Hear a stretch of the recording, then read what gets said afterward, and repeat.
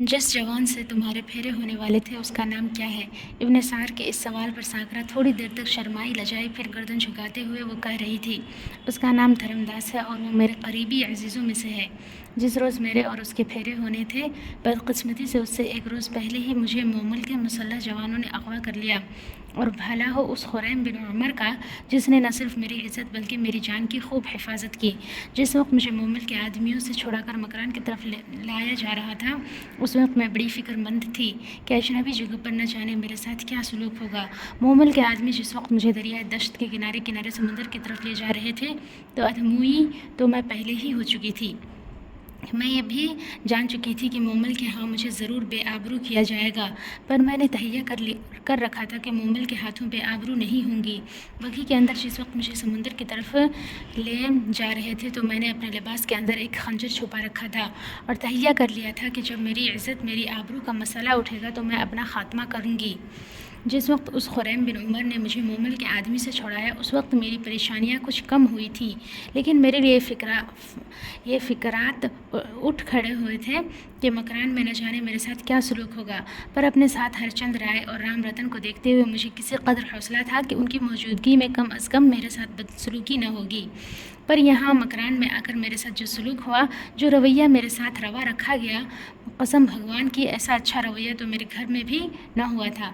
अब मकरान में आप लोगों के साथ रहते हुए मैं यही महसूस करती हूँ कि मैं परदेश में नहीं देश में हूँ।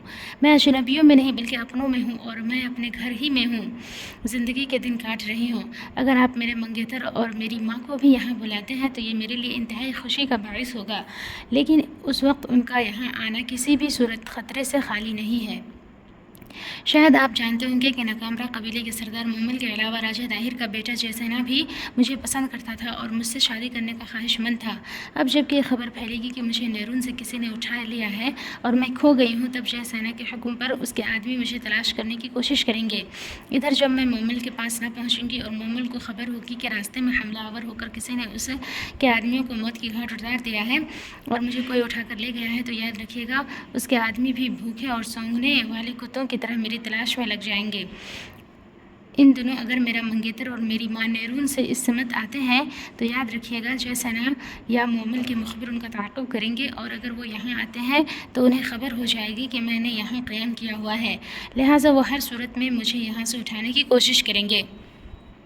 साकरा जब खामोश हुई तो मुजाआ बिन सार ने उसकी तसल्ली और तशफ़ी के लिए कहना शुरू किया, मेरी बेटी, ऐसा हरगिज़ नहीं हो सकता। अगर राजा दाहिर के बेटे जयसेना के आदमी या मोमल के बहरी क़ज़ाक़ उन इलाक़ों का रुख करते हैं, तो याद रखना उनमें से कोई भी बचकर वापस न जाएगा। मैं तेरी हिफाजत का ऐसे ही एहतमाम करूँगा जैसे बाप अपनी बेटी का करता है। अगर बैरुमल के कहने पर तुम्हारा मंगेतर धर्मदास और तुम्हारी माँ मकरान का रुख करते हैं, तो उनकी हिफाजत भी तुम्हारी तरह की जाएगी।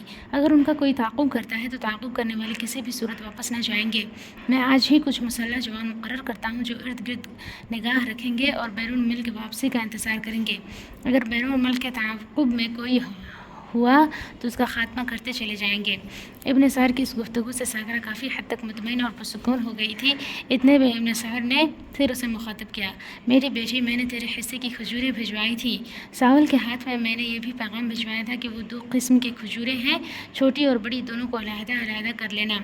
उस पर साकरा बोल पड़ी, मैं खजूरें ही अलहदा-अलहदा कर रही थी कि खबर सावल ने मुझे सुनाई, लिहाजा मैं हाथ धोकर इधर आ गई।